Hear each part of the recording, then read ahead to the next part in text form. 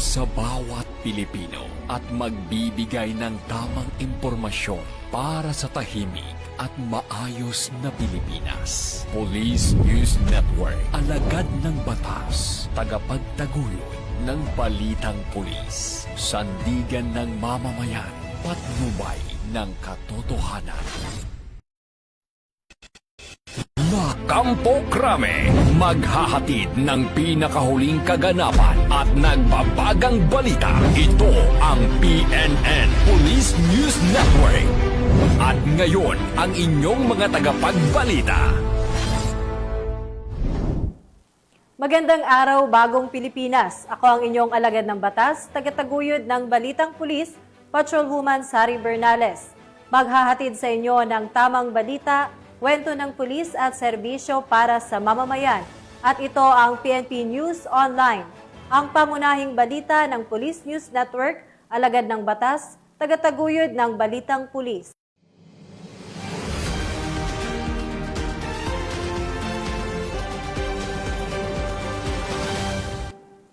Narito ang mga balitang dapat niyong abangan. 1 milyong pisong halaga ng shabu nasabat sa Lukban, Quezon. Koreanong suspect huli sa kasong fraud sa Pampanga. At miyembro ng Communist Terrorist Group nagbalik loob sa lalawigan ng Abra.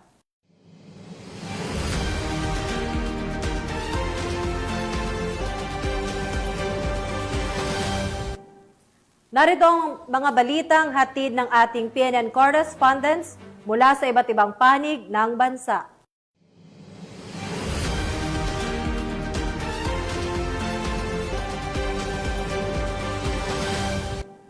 Simulan natin ang balita mula sa bahagi ng Luzon.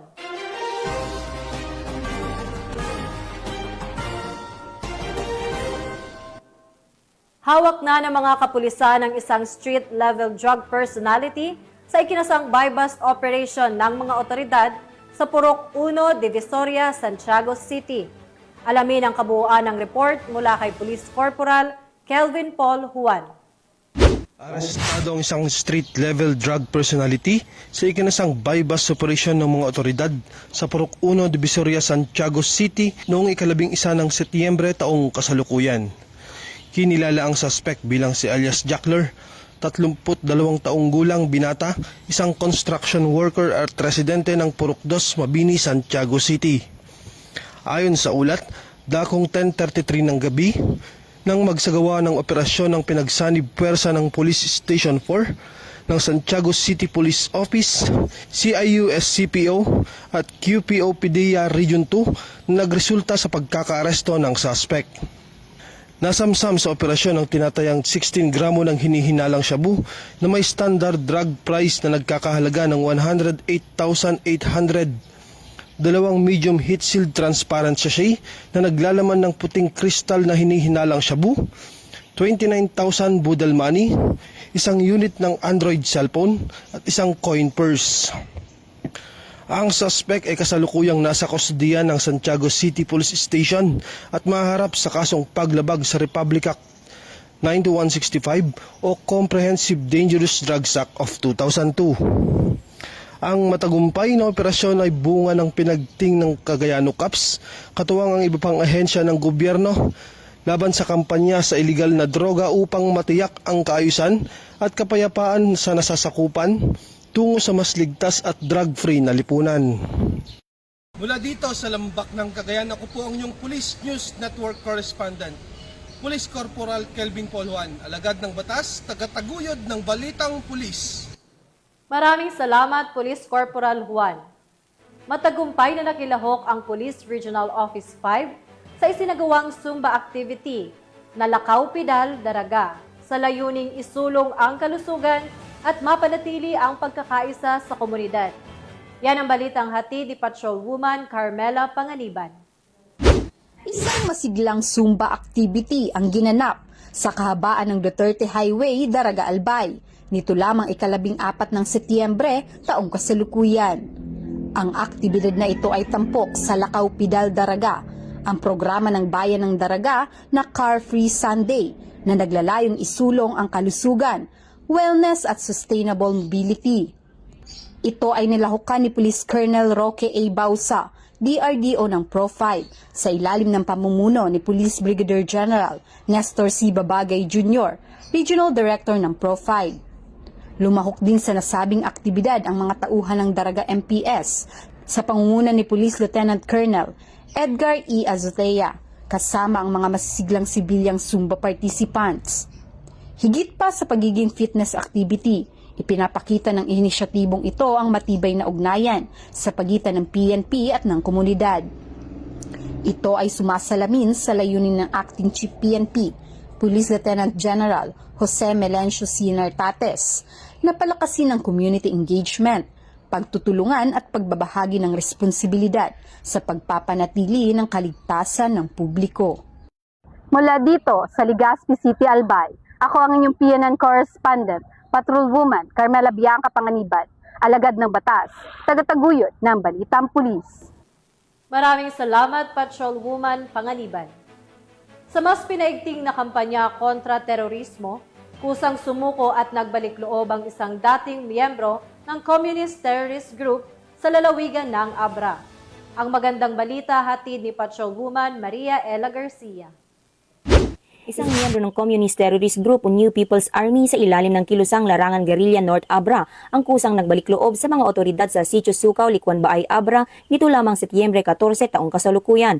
Kinilala ang sumukong rebelde na si alias Topel, 29 na taong gulang, binata, isang magsasaka at residente na nabanggit na lugar. Ang nasabing rebelde ay hindi kabilang sa mga listado ng PSRTG at sumuko ng walang dala o isinukong armas.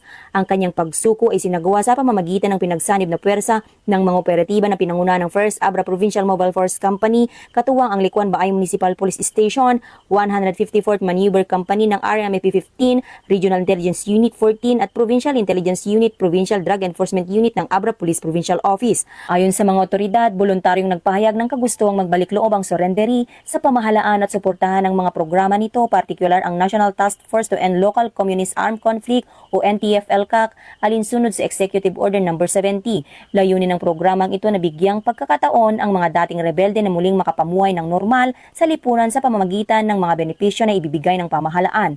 Sinusuportahan din ng nasabing rebelde ang Resolution No. 6, Series of 2021 ng Regional Law Enforcement Coordinating Committee na kilala sa pamagat na Dumanon Makitungtong na naglalayong hikayatin ng mga rebelde na makipagdialogo at makiisa sa kanilang mga komunidad. Matapos ang kanyang pagsuko, sumailalim ang nasabing surrenderi sa kaukulang dokumentasyon at custodial debriefing upang matiyak ang maayos na proseso ng kanyang reintegration. Bilang bahagi ng suporta ng pamahalaan sa mga nagsising rebelde, agad na ipinagkaloob sa kanya ang paunang tulong, pinansyal at livelihood assistance sa ilalim ng programang reintegration ng NTF-ELCAC. Sa pamamagitan nito, may bagong pag-asa na siyang makapagsimula ng panibagong buhay kasama ang kanyang pamilya at komunidad. Mula dito sa Abra Police Provincial Office, ako po ang inyong PNN correspondent, Patrolwoman Maria Ella Garcia, alagad ng batas, tagataguyod ng Balitang Pulis. Maraming salamat, Patrolwoman Garcia. Nasamsam ng mga otoridad ang mahigit 200,000 pisong halaga ng ilegal na droga mula sa isang individual sa ikinasang operasyon.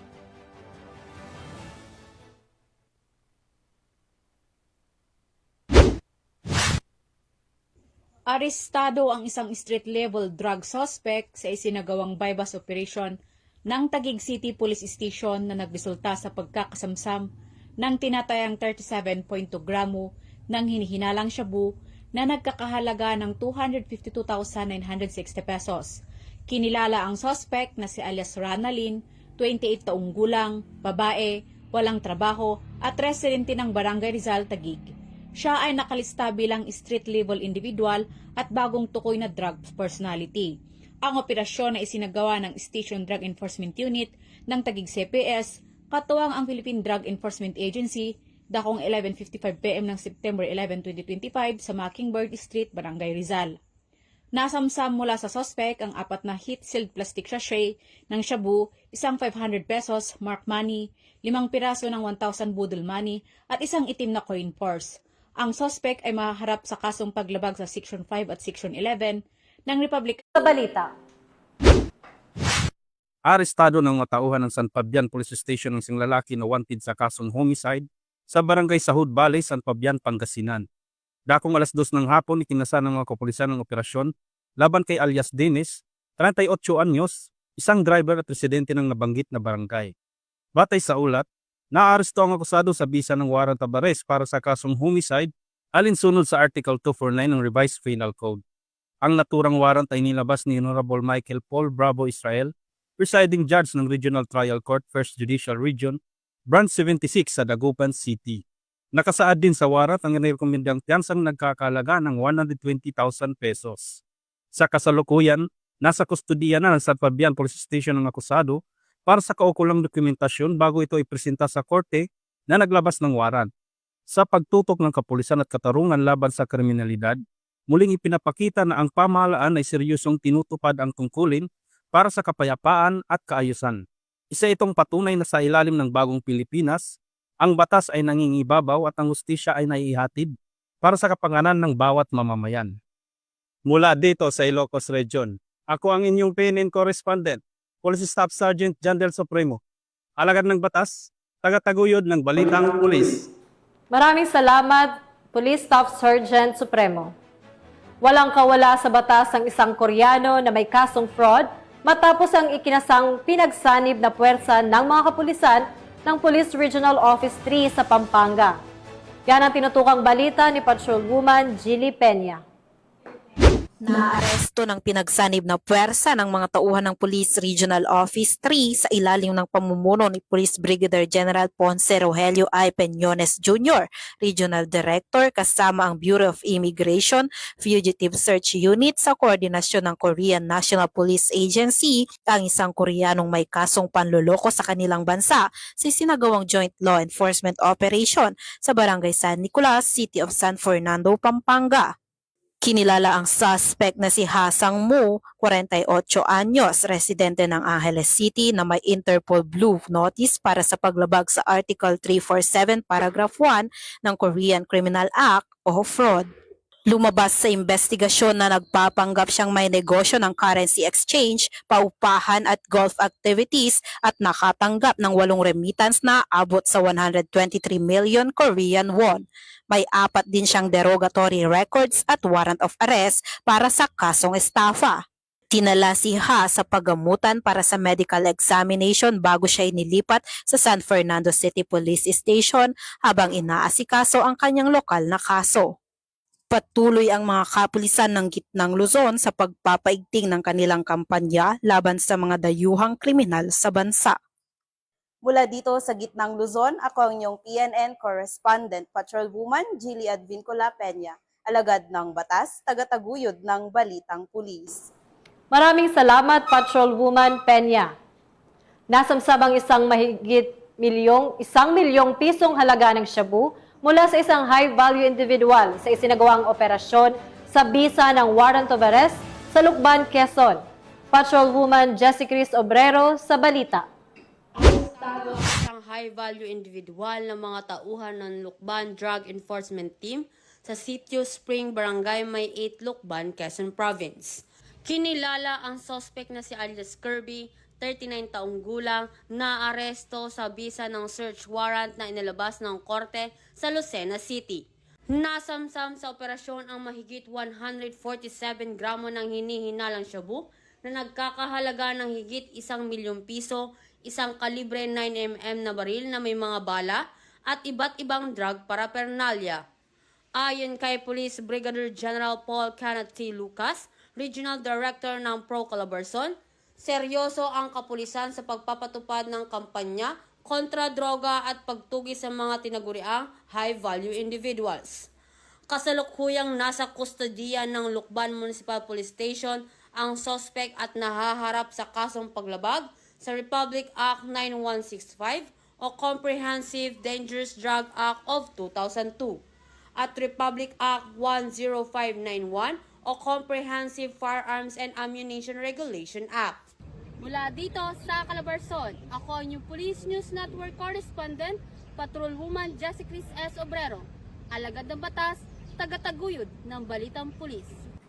Maraming salamat, Patrolwoman Obrero.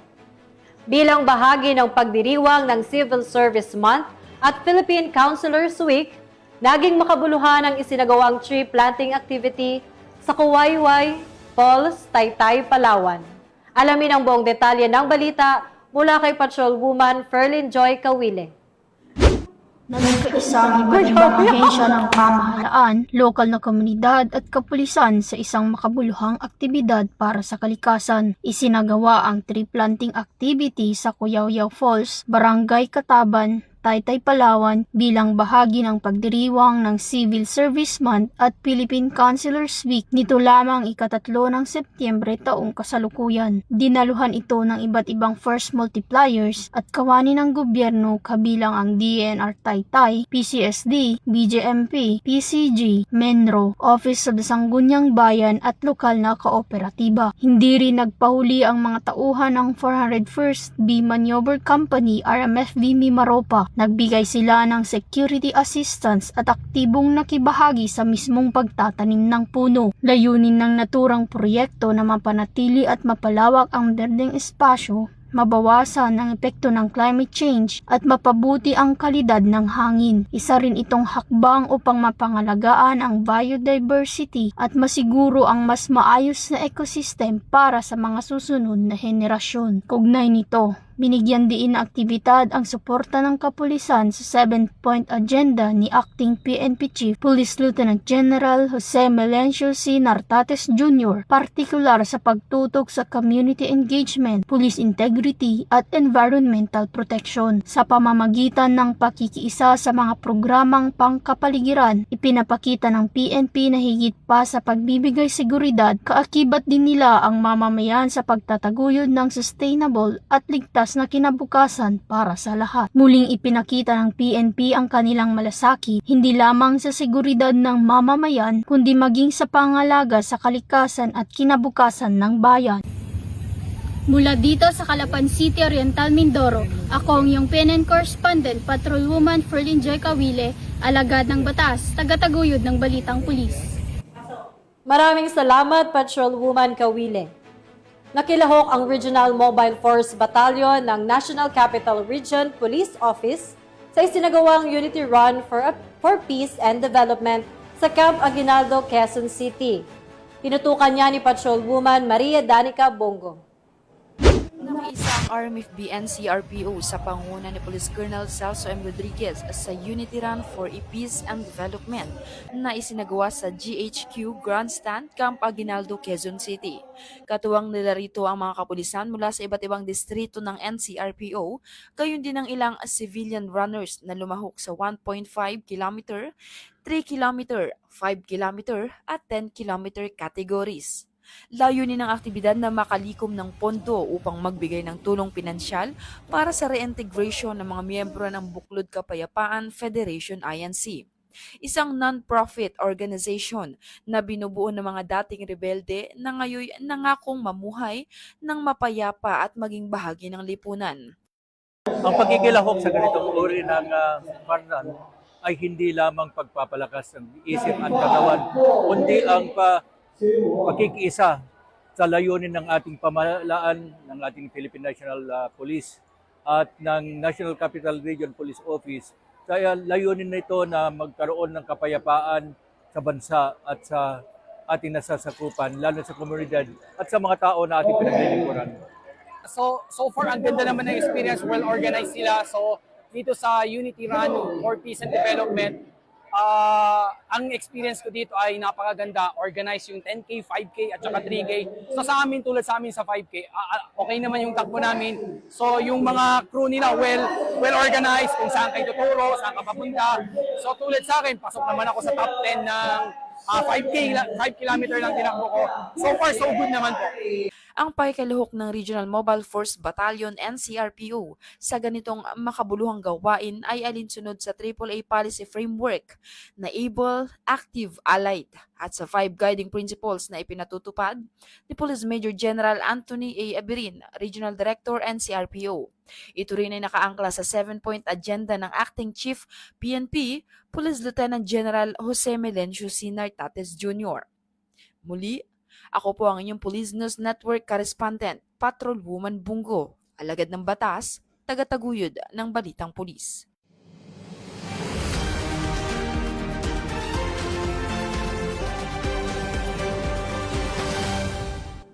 At narito naman ang ulat mula sa DOST Pag-asa para sa ating panahon. Isang low pressure area o LPA na may layong 260 km sa kanluran ng Coron, Palawan ang kasalukuyang binabantayan sa loob ng Philippine Area of Responsibility. Ito ay tinukoy bilang LPA 09C na nasa layuning 12 degree hilagang latitude at 117.8 degree silangang longitude. Ayon sa Pag-asa, mababa o unlikely ang tsansa nitong maging isang tropical depression sa loob ng susunod na 24 oras. Gayunpaman, posible pa rin itong magdala ng mga pag-ulan, lalo na sa mga kalapit na rehiyon. Kaya pinapayuhan ng publiko na maging mapagmatsyag at patuloy na makinig sa mga opisyal na abiso. Inaasahan pa rin ang maulap na kalangitan na may kasamang kalat-kalat na pag-ulan, pagkulog at pagkidlat sa ilang bahagi ng Luzon at Visayas, dulot ng naturang LPA at mga kaakibat na weather systems. Para sa inyong kaligtasan, patuloy tayong sumusubaybay sa mga weather advisories mula sa DOST Pag-asa.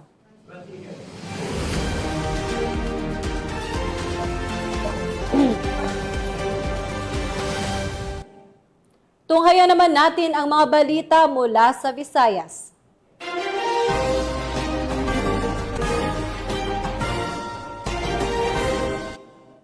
Matagumpay na nakiisa ang Tigbawan PNP sa isinagawang barangay-based symposium sa layuning makapaghatid ng mga bagong kaalaman para sa ligtas na pamayanan sa Barangay Bitas, Covered Gym, Tigbawan, Iloilo City. Ang report mula kay Patrolwoman Julibel Avior. Sa patuloy na pagkikiisa sa ika-31st Crime Prevention Week, matagumpay na isinagawa ng Tigbawan Municipal Police Station ang isang barangay-based symposium sa Barangay Bitas, Covered Gym, Tigbawan, Iloilo nito lamang ika-13 ng Setyembre taong kasalukuyan. Ang aktibidad ay pinangunahan ni na Police Senior Master Sergeant Amy Jerlyn Acevedo, WCPD PNCO, at Police Master Sergeant Pilayho Ribas Jr., PCAD PNCO, sa ilalim ng supervisyon ni Police Captain Alfred Mansoy, Officer in Charge ng Tigbawan MPS. Nakipagtulungan sa aktibidad sina Punong Barangay Lorenzo Tubiano, mga opisyal ng barangay, at Sharon Gay Tirania, Social Welfare Assistant ng Tigbawan DSWTO. Ang nasabing aktibidad ay masiglang dinaluhan ng mga mag-aaral mula grade 6 hanggang grade 12. Tinalakay ang mahalagang paksagayan ng crime prevention, anti-illegal drugs awareness, anti-bullying law at early pregnancy prevention. In behalf of Punong Barangay Lorenzo Tubiano, nagpapasalamat po kami sa PNP ng Municipality of Tigbawan for conducting a symposium about teenage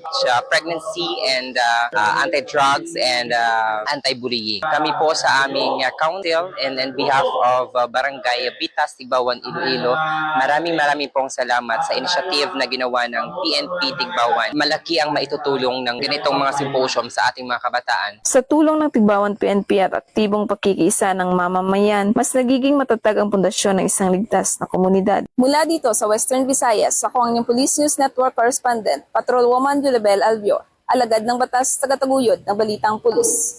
Maraming salamat, Patrolwoman Avior. Bilang bahagi ng pagdiriwang ng National Crime Prevention Month, nagsagawa ng serbisyo caravan ang Mandaue City PNP, katuwang ang Mandaue City Local Government Unit para sa mga residente ng ilang barangay sa lugar. Nakatutok dyan si Patrolwoman Judith Nicanor. Bilang bahagi ng pagdiriwang ng National Crime Prevention Month 2025, matagumpay na isinagawa ng Mandaue City Police Office sa pumuno ni Police Colonel Cirilo B. Acosta Jr., City Director, ang isang serbisyo caravan katuwang ang pamalaang lungsod ng Mandaue kasama ang mga force multiplier sa dalawang barangay, Kansaga Barangay Paknaan at Pasilong sa Paradise Barangay Gesto nito lamang Setyembre 14 taong kasalukuyan. Pinangunahan ng mga aktibidad ng mga hepe ng Police Stations 1 to 6, katuwang ang City Mobile Force Company at PCR personnel sa ilalim ng direktang pangangasiwa ni Police Colonel Cirilo B. Acosta Jr. upang matiyak ang maayos na implementasyon ng programa. Ang serbisyo caravan ay isang pangunahing outreach program ng PNP at ng LGU na layuning dalhin ang mahalagang serbisyo ng gobyerno direkta sa mga komunidad. Ilan sa mga serbisyong inihandog ay libreng medical at dental na konsultasyon, pagproseso ng mga government ID at police clearance, tulong pangkabuhayan, libreng gupit, libreng masahe, pamamahagi ng seedlings at food packs at iba pang serbisyong panlipunan na kailangan ng mga residente. Maliban sa pagbibigay ng mga serbisyo, tinalakay din sa nasabing aktibidad ang kahalagahan ng community involvement sa crime prevention, anti-insurgency in line with EO70 and NTF-ELCAC awareness, anti-bullying, Safe Spaces Act, violation against women and their children at pagsunod sa batas at disiplina sa mga residente. Ako si Jeline Mendoza, nagpuyo sa Paglaom, Giso, Mandawi. Nagpasalamat ako sa LGU o sa Mandawi o sa nadawat namo nga mga bugas o uban pang parapol o serbisyo nila nga mga medikal sa mga tambal nga ilang gipanghatag. Dako kayo kong pasalamat. Nabigyan naman ng pagkakataong makauwi si Mr. Clodoaldo Cabase P. Jr., residente ng Barangay Quezon ng bagong bike na kanyang magagamit papunta at pauwi sa kanyang trabaho. Ako nakadawat ko bike tumikan sa LGU o tanan mga opisyalis sa Mandawi City. Salamat kayo ninyo tanan. Sa pamamagitan ng mga talakayan at interaktibong pakikipag-ugnayan sa mga residente, mas pinatatag ng Mandawi PNP ang kanilang ugnayan sa komunidad upang mas mapalakas ang tiwala ng mamamayan sa kapulisan at sa gobyerno. Sa kabuuan, ipinamalas ng MCPO ang kanilang dedikasyon hindi lamang sa pagpapanatili ng kapayapaan at kaayusan, kundi pati na rin sa aktibong pagtulong at pagbibigay kaalaman sa mga mamamayan. Ang ganitong mga inisyatibo ay patunay na ang pagpigil sa krimen ay hindi lamang responsibilidad ng pulisya, kundi isang kolektibong pagkilos ng buong pamayanan. Mula dito sa Mandawi City Police Office, ako ang inyong Police News Network Correspondent, Patrolwoman Judith Nicanor, alagad ng batas, tagataguyod ng Balitang Pulis. Maraming salamat, Patrolwoman Nicanor. Hindi na nakapalagpas sa mga otoridad ang tinaguriang high-value individual sa isang buy-bust operation sa Barangay 13, Poblacion Dolores, Eastern Samar. Patrolwoman Maria Elena Singian, ibalita mo. Nahuli ng mga otoridad ang isang high-value individual sa ikinasang buy-bust operation sa Barangay 13, Poblacion Dolores, Eastern Samar. Bandang alas 2:44 ng hapon ng ikasang operasyon ng mga tauhan ng Dolores Municipal Police Station, kasama ang Eastern Samar Provincial Drug Enforcement Unit at Eastern Samar Provincial Intelligence Unit sa koordinasyon sa Philippine Drug Enforcement Agency 8. Nakumpiska sa suspek ang 5 pakete ng hinihinalang shabu na may tinatayang timbang na 4.75 gramo na nagkakahalaga ng 32,300 pesos, isang genuine 500 peso bill na ginamit bilang buy-bust money at isang coin purse. Maharap ang suspek sa kasong paglabag sa Section 5 at 11 ng RA 9165 o Comprehensive Dangerous Drugs Act of 2002. Patuloy na pinaiigting ng pambansang pulisya ang kanilang kampanya laban sa legal na droga at iba pang uri ng krimen upang matiyak ang kaligtasan at seguridad ng mamamayan tungo sa mas ligtas at drug-free na lipunan. Mula dito sa Eastern Visayas, ako ang inyong PNN Correspondent, Patrolwoman Singian, alagad ng batas, tagataguyod ng Balitang Pulis. Narito naman ang mga balita mula sa bahagi ng Mindanao.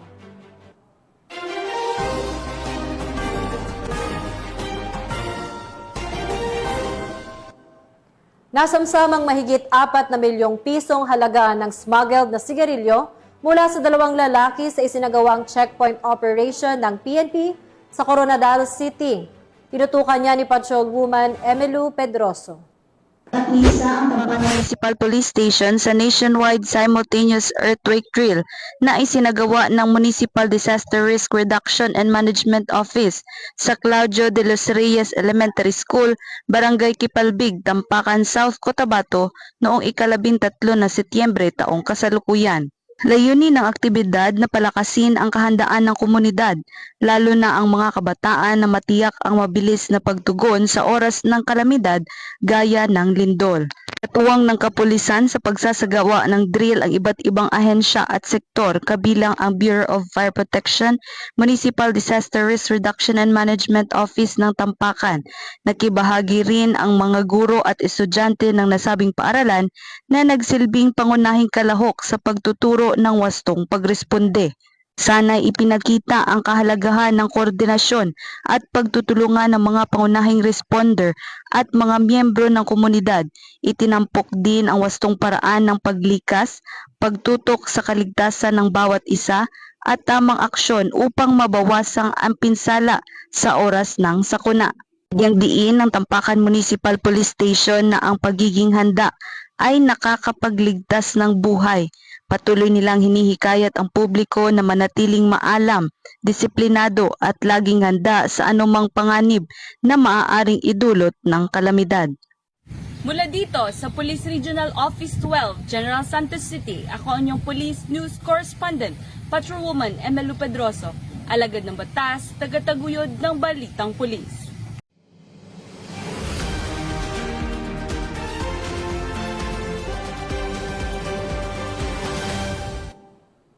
Dalawang high-value target ang naaresto habang tinatayang 3.4 milyong pisong halaga ng shabu ang nasabat sa isang joint buy-bust operation ng mga tauhan ng Philippine National Police at Philippine Drug Enforcement Agency ng Bangsamoro Autonomous Region in Muslim Mindanao.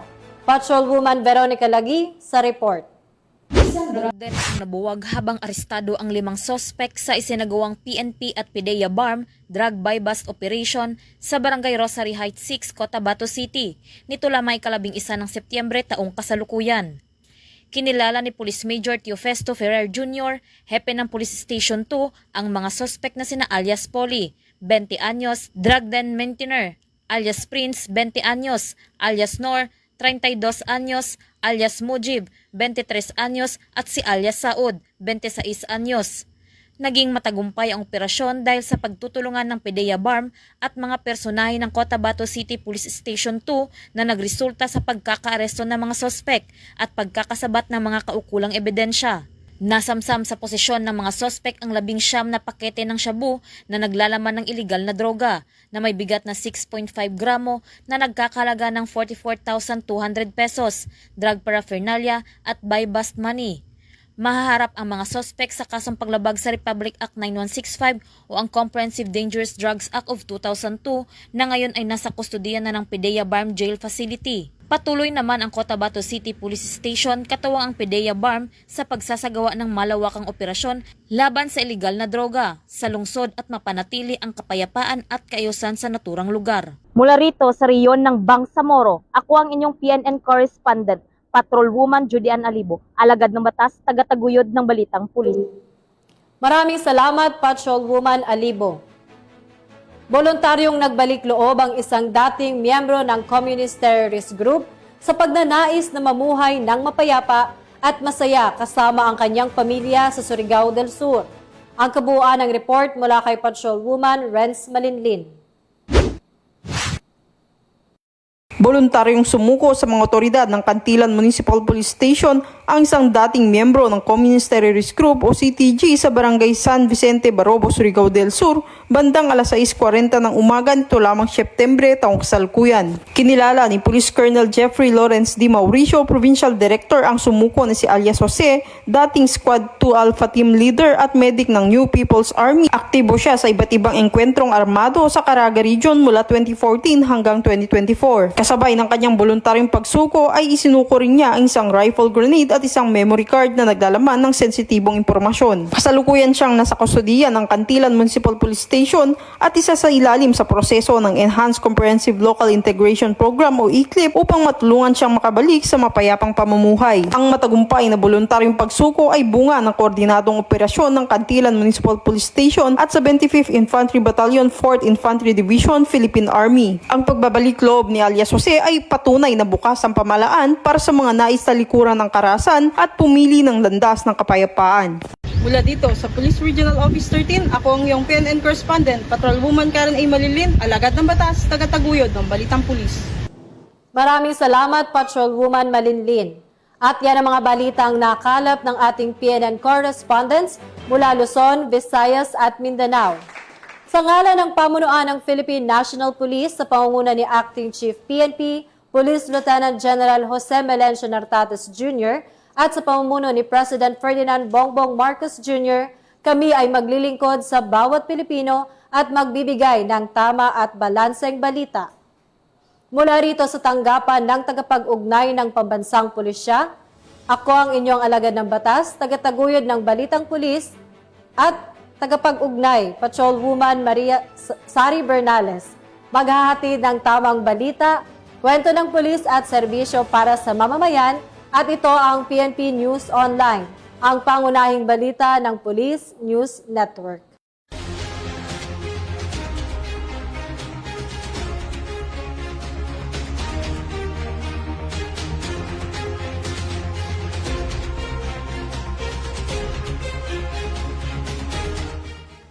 Police News Network, alagad ng batas, tagapagtaguyod ng balitang pulis.